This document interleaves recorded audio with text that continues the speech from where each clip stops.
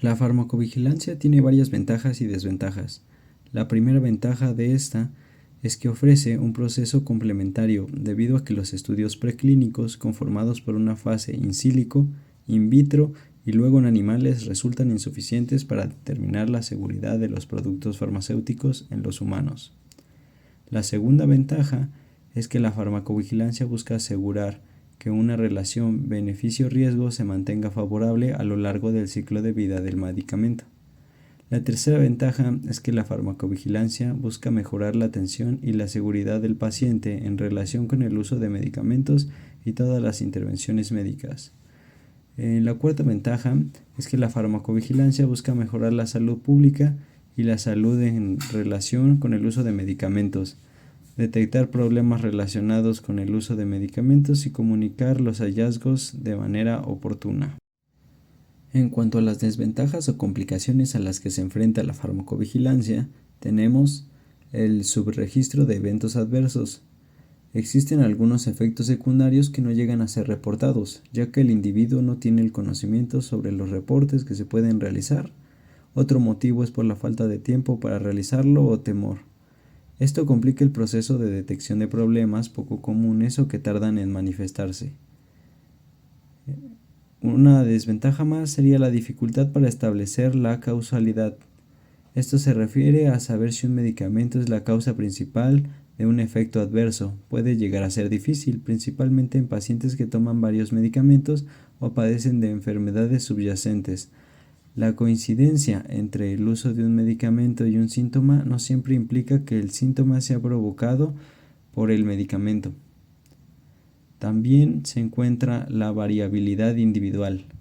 Las respuestas a los fármacos varían por algunos factores relacionados con el individuo, como los factores genéticos, la edad, el sexo y otras características individuales, lo que ocasiona problemas en la generalización de los datos de farmacovigilancia.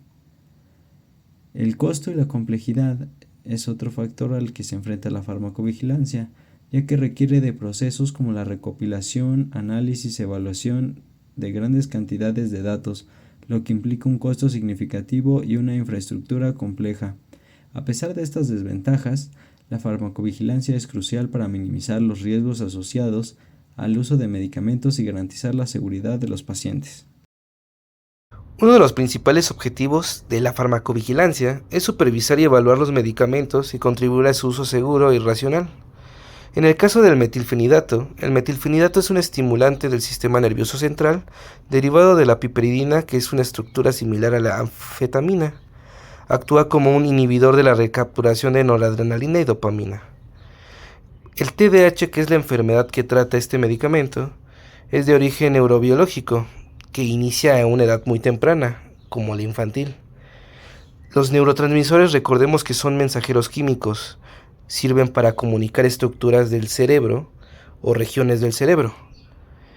Los estudios realizados denotan que en el TDAH la capacidad de que estos transmisores sean procesados por los receptores o sean identificados por los receptores es mínima, siendo dos causas, ya sea el no reconocimiento de la misma estructura neurotransmisora o la absorción de forma inversa, como podemos observar en el esquema.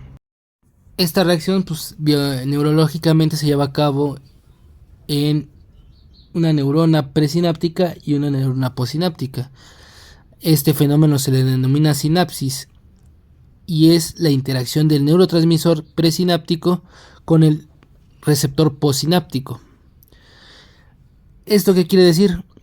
La reacción se da lugar a que la neurona presináptica da un mensaje. Este mensaje tiene que ser un neurotransmisor que va a interactuar con el receptor de la neurona postsináptica. Cuando se trata del TDAH esto no sucede, ya que el receptor puede ser que simplemente no se afina la molécula al neurotransmisor o que no puede interaccionar bien con él, a lo que evita o no puede llevar a cabo el mensaje. De la misma manera puede ocurrir con el neuropresináptico, neuroreceptor presináptico, ya que este puede ser más afín a la molécula y puede haber una reabsorción, es decir, desprende el neurotransmisor, pero es más afín a lo que tiende a volver a recapturar este neurotransmisor y no le da tiempo a la neurona postsináptica a poder interactuar con esa molécula. Entonces el medicamento tiene esas dos vías. Puede tanto inhibir los receptores de la presináptica, de la neurona presináptica, o puede ayudar integrándose en el neurotransmisor para que sea más afín con el receptor. De momento se desconoce específicamente cuál es su mecanismo de acción, pero se intuye que son estos dos, o incluso pueden ser los dos al mismo tiempo. Y eso puede propiciar en el activamiento puede generar mejor respuesta en el fármaco. Finalmente, la incidencia que tiene la farmacovigilancia es para saber qué tan bueno es el fármaco frente a las circunstancias que se le van presentando. Sencillamente, mientras más específico sea el caso, más fácil saber su interacción. No es por eso que en Francia el medicamento se presenta de manera comercial con la finalidad de sacar datos estadísticos sobre cómo interactúa el medicamento frente a cierto tipo de población. En este caso se comprobó que sucedieron muchos de los fenómenos denominados como casos clínicos graves. De ahí se sacó lo que nosotros denominamos como un desarrollo de efectos secundarios. Los más destacables son la reducción de la altura y el desarrollo de la dependencia en niños menores de 12 años. En adultos se diagnosticó o se encontró las indicaciones, se encontró en la base de datos unas reacciones graves, como por ejemplo unas reacciones adversas graves, como por ejemplo la muerte, que ponen en peligro su vida, requieren hospitalización del paciente o la prolongación de la hospitalización existente. Cualquier reacción que produzca una discapacidad entra en el panorama de una reacción adversa grave. Por ejemplo, algo que podemos distinguir mucho es que en los hombres hubo un mayor porcentaje de reacción a comparación de las mujeres, siendo el de los hombres del 43% participando 32 adultos y 31% que participaron 32 mujeres. Es decir,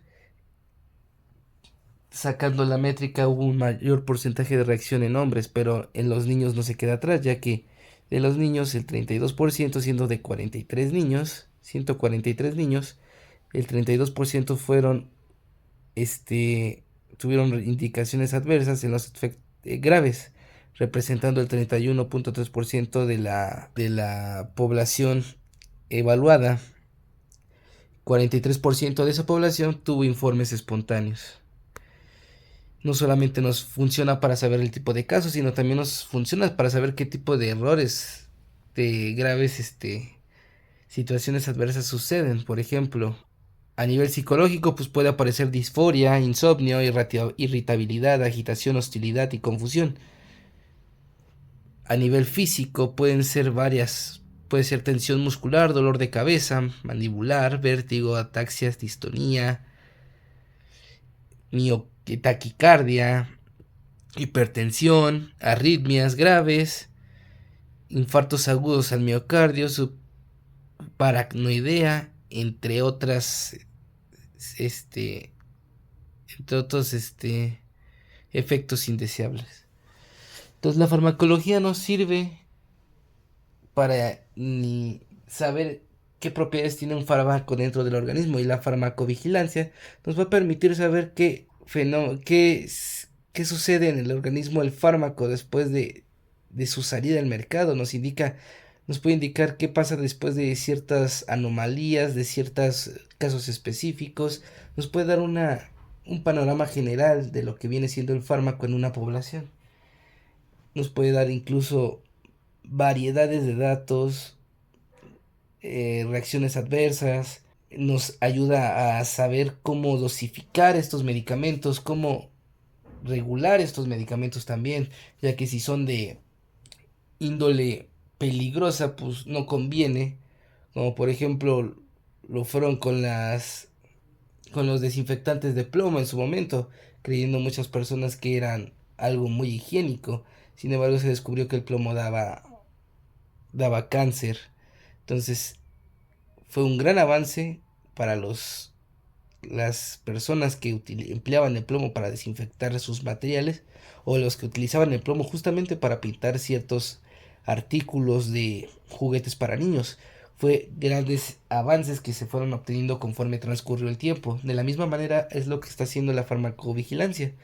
Trata de dar un panorama general sobre los medicamentos después de su salida al mercado, lo cual permite mucho no solamente distinguir si es un buen fármaco, sino qué tantos beneficios, si presenta mayor cantidad de beneficios a perjudicaciones. Con esto, pues